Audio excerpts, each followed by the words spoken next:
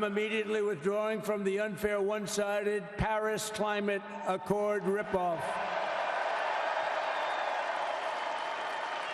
The United States will not sabotage our own industries while China pollutes with impunity. Welcome back to the channel, guys. So, as I promised, I will be uncovering the Trump presidency and all the wacky, horrible things they're doing. I'll be covering all the policies that he's going to be setting forth. And, well, perhaps the most dangerous and horrifying one that he's doing is the fact that he is a climate change denier.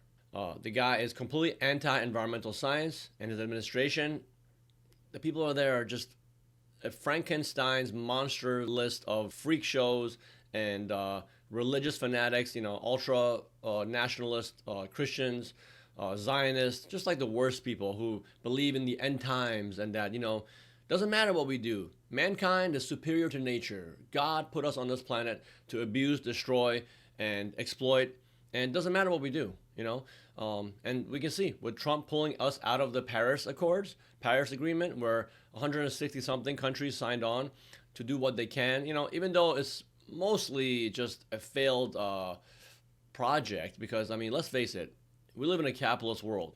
The free market depends on infinite growth, right? We grow the economy 2 to 3% every year, which means an increasing rate of resource extraction, exploitation, energy, the base of our society. The entire edifice is based on unsustainable principles because efficiency, abundance, and sustainability are the enemies of the market system. Capitalism requires inefficiency and scarcity to be exploited in order to make the economy function.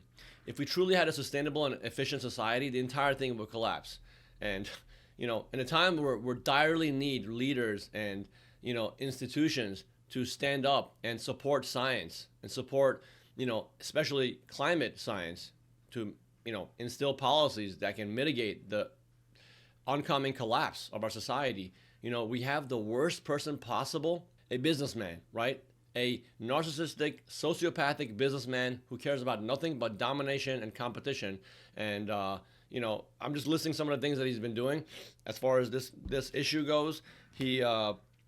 Well, first of all, it's really hilarious how he talks about pulling us out of the Paris Accord, and all the people in the crowd start cheering, start applauding. Like the famous saying, what was it? Like democracy collapses to thunderous applause. Well, in this instance, society collapses and crumbles to thunderous applause from these weirdo, redneck, anti-intellectual zombies. Trump calls the whole climate change argument a China hoax. He blames everything. He likes to distract and take our attention away from the real issues by blaming it on immigrants, trans people, like China or Russia. That's what he does. That's what the guy does. He's an accelerationist, which means he accelerates the worst tendencies of society while distracting us from the real issues. The guy says, drill, baby, drill. Let's keep drilling. During a time where we're having disastrous weather effects, like disastrous weather patterns, we saw in LA, right? During wet season, we had massive wildfires that are probably the worst in the history of Los Angeles region, right? Thousands of people lost their homes. The place literally looks like a apocalyptic landscape. And yet, how brilliant! Let's keep drilling. Let's keep, producing more offshore drilling licenses. Let's talk about going and taking over Greenland and drilling anywhere and everywhere we can to boost this fake, pathetic economy where all the growth, majority of it, 90% of it goes to the top 1%, who are the biggest abusers of our environment, who are the biggest abusers of our ecology. The whole thing is going to collapse. Climate change is the single greatest threat to life itself on this planet, and humans are the main cause. Human activities are the main contributor to climate change and climate destruction. You can't even call it climate change. I call it climate destabilization. If you're not really sure about this topic, I suggest you check out a video called What 3 Degrees of Global Warming Mean. There's a video, I'll link that in the description below, but there's a video. It's called What 3 Degrees of Global Warming Mean. It's absolutely horrific. With climate change accelerating, we can only expect more of these adverse weather patterns. We can expect, the most bizarre things to happen. We don't know what's coming on the forefront, but all the scientists are saying the worst case scenarios are already being met and shooting over. whatever they expected to be the worst case scenario, like it's getting worse. It's worse than that. And what it's going to do is, in a lot of ways, the economy is going to suffer huge, because climate change is going to cause such destruction of our ecology that like crops won't grow. We'll have massive dust bowls.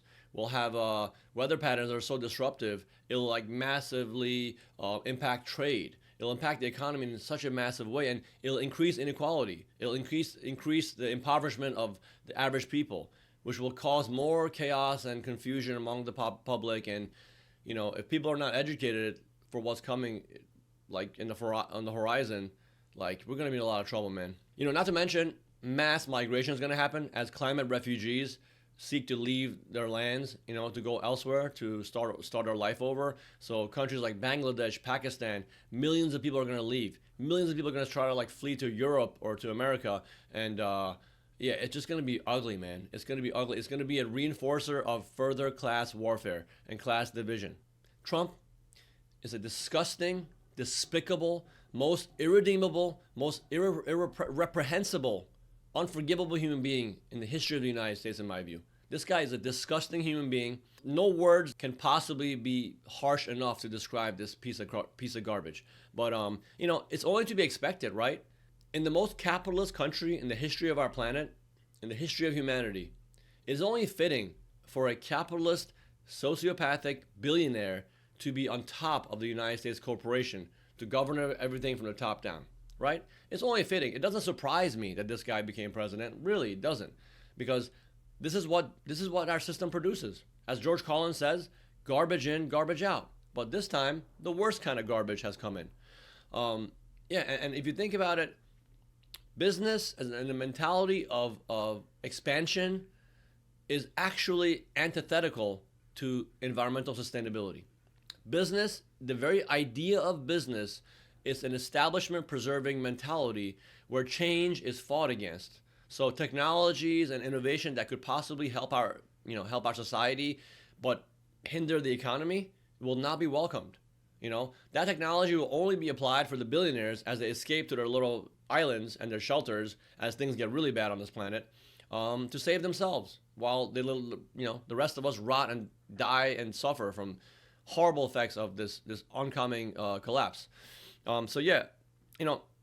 That's another wonderful news, I guess. Our planet's going to be destroyed further from climate change because of drill, baby, drill. And so we have to do the best we can. We have to educate people about the dangers of this and try to debunk all these climate denying hoax nonsense, coming out of these Trump supporters' mouths. And, another thing I want to touch upon is the fact that this revolutionary conservative, which that's what Trump is, he's a revolutionary conservative. This guy has eroded people's trust in the established institutions of our world.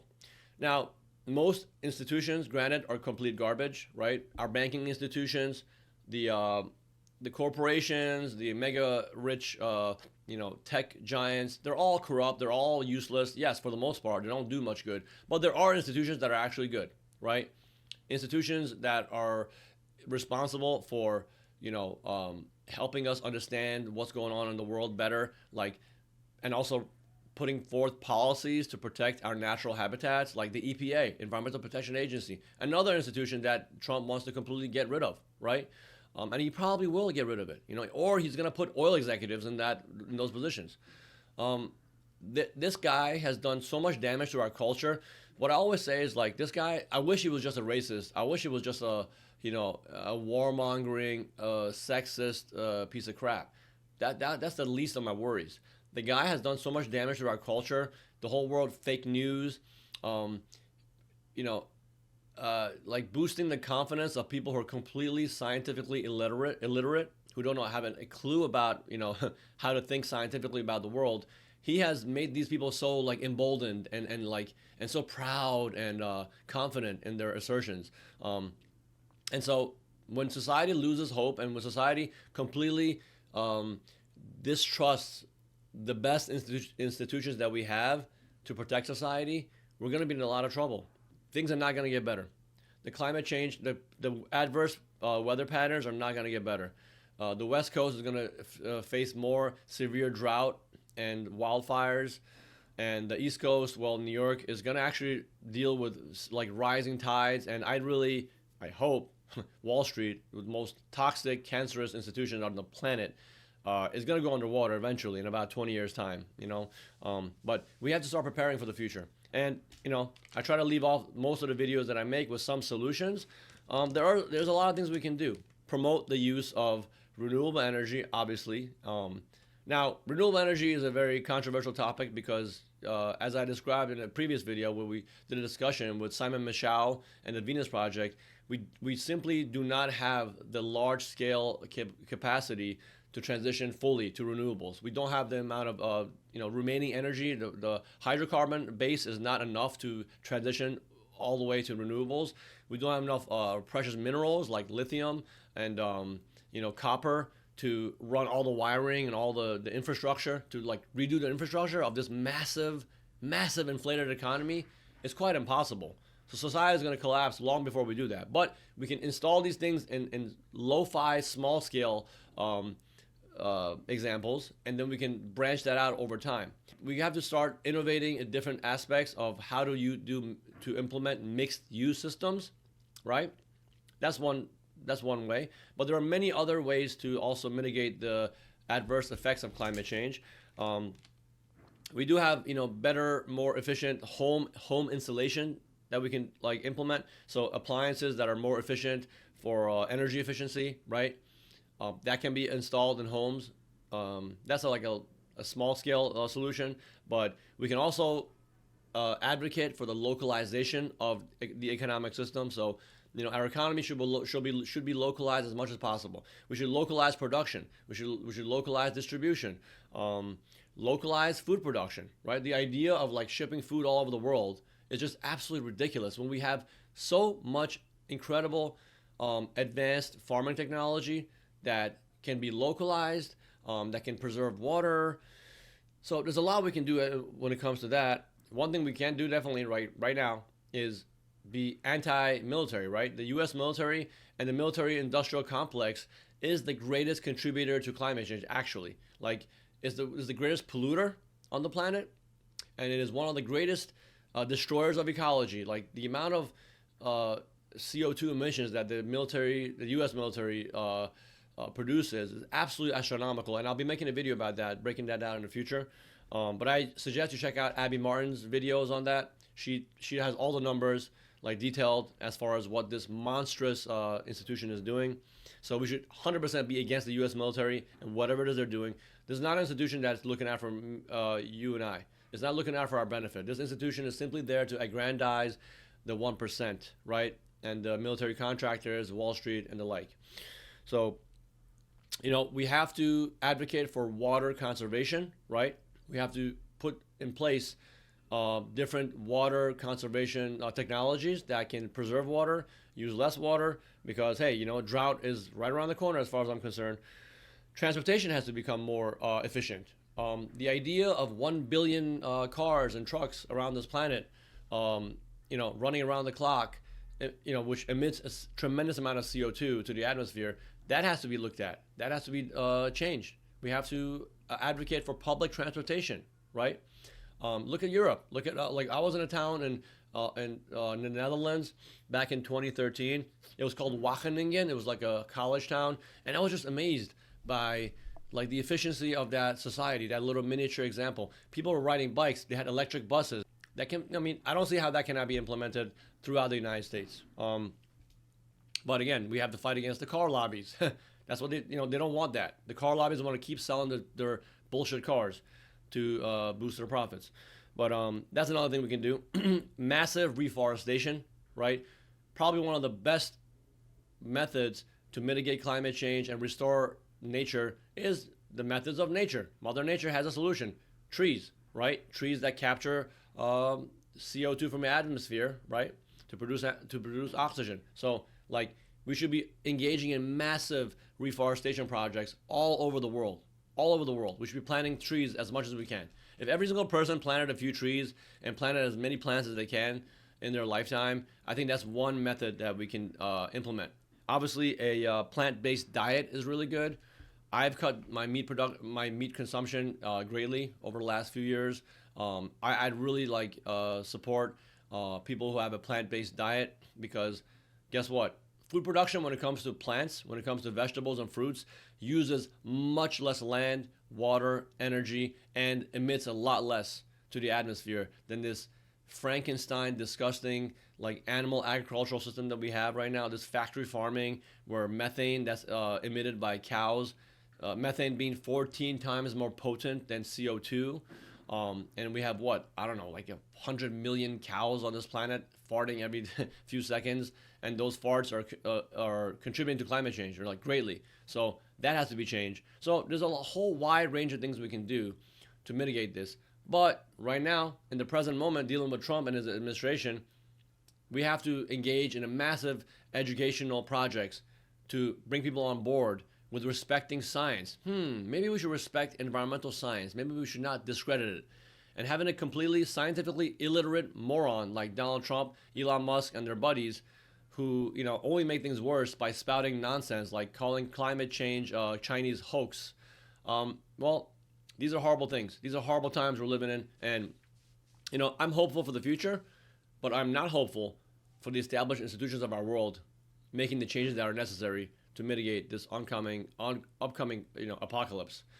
So yeah. Anyway, guys, that's all I have to say about this video. Hope to see you guys soon.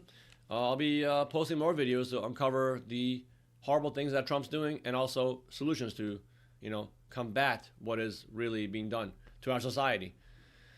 As always, F capitalism. See you guys next time. Peace out.